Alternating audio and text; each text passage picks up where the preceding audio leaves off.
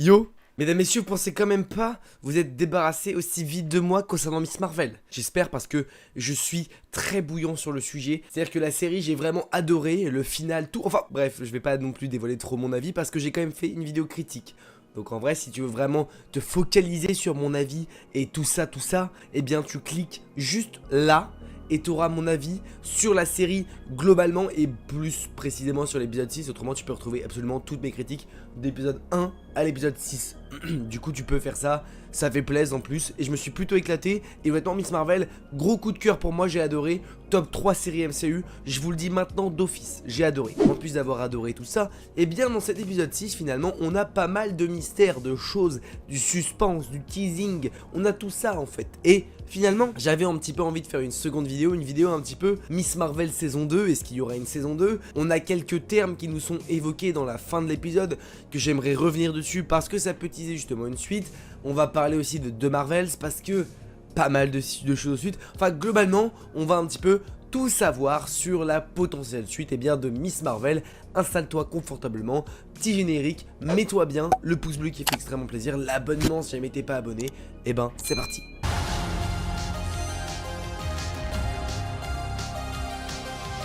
Est-ce qu'il va y avoir une saison 2 à Miss Marvel ou non? On va déjà parler justement de cette potentielle suite. La suite directe à Miss Marvel sera bien évidemment le film The Marvels comme teasé à la fin de cet épisode là. Mais d'abord on va parler un petit peu justement d'une potentielle suite ou non aux aventures solo de Kamala Khan, donc d'une potentielle saison 2. Déjà, quel intérêt pour une potentielle saison 2 pour Miss Marvel?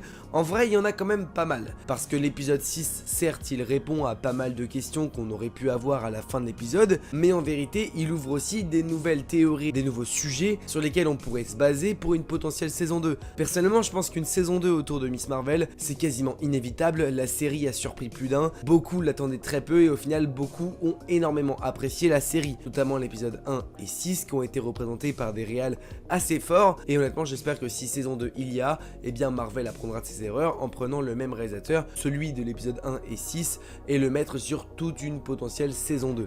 Tout ce qu'on apprend et tout ce qu'on a découvert dans cette série, c'est Kamala Khan, ça forcément. En revanche, on a des personnages qui nous ont été incorporés dans la série, notamment Bruno, Nakia, et bien surtout Kamran aussi, également Kamran le plus important, parce que finalement, autour de Kamran, on a toute une nouvelle intrigue qui est posée, notamment avec cet épisode 6, l'apparition de ses pouvoirs, et finalement, toute l'intrigue autour de Kamran, elle est absolument pas finie.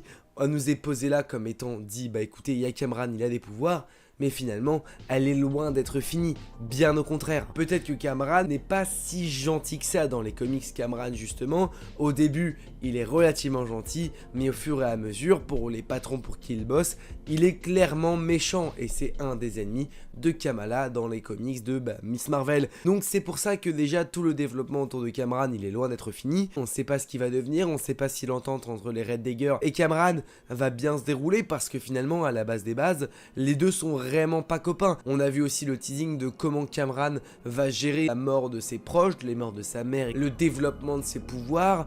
Donc si Miss Marvel saison 2 il y a, on sera surtout focalisé également sur tout ce qui est autour de Kamran, ses pouvoirs, le potentiel ennemi de cette saison 2, même peut-être voir plus, parce que je ne pense pas que les Red Daggers et Kamran soient réellement développés dans une série ou dans un film, notamment le film The Marvels. Ça m'étonnerait beaucoup qu'ils soient développés dans The Marvels, parce que ça a pas trop sa place, et je pense qu'on serait dans le film The Marvels, sur des ennemis bien plus supérieurs, bien plus Skrullex, si je peux me permettre. Forcément, il va falloir un ennemi beaucoup plus step-up que juste Kamran.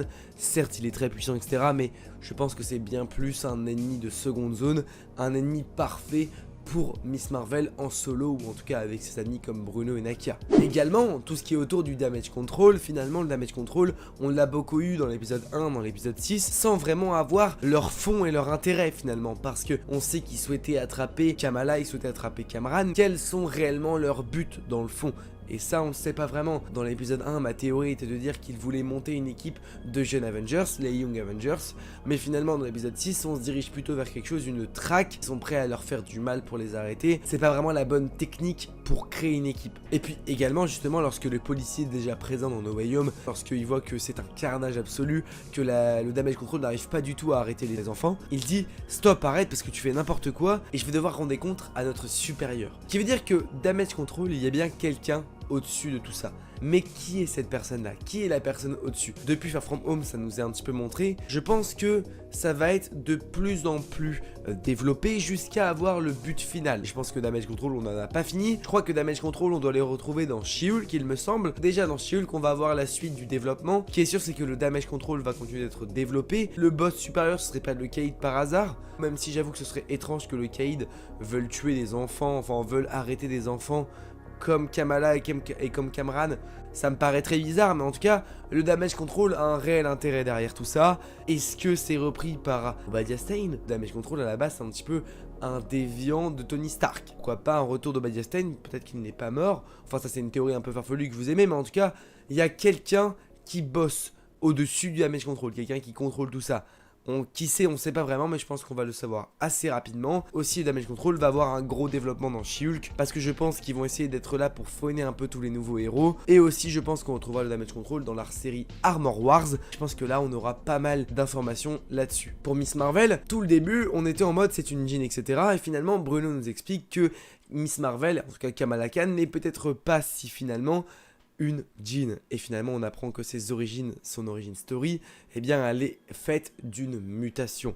Le terme mutation est très important. On vient aussi sur le terme gène, le terme mutation. Tous ces termes-là sont pas anodins. Lorsque Bruno parle à Kamala, on a ce petit son-là qui fait étrangement penser à un petit remix de la musique des X-Men. Et ça colle totalement avec les termes employés, le terme de mutation, le terme de gène. Peut-être que Miss Marvel est la toute première X-Men au sein du MCU. Bien sûr, le côté gène, mutation, etc., ça peut coller avec le côté inhumain. On a eu des refs aux inhumains en plus dans la série, donc ça peut totalement coller. On a les deux pistes qui s'ouvrent, soit les X-Men, les mutants, soit le côté inhumain. C'est ces deux possibilités qui sont présentes. Maintenant, à voir vers quel côté on va se diriger. Sachant que récemment, on a eu notamment pas mal de news concernant Wolverine, etc.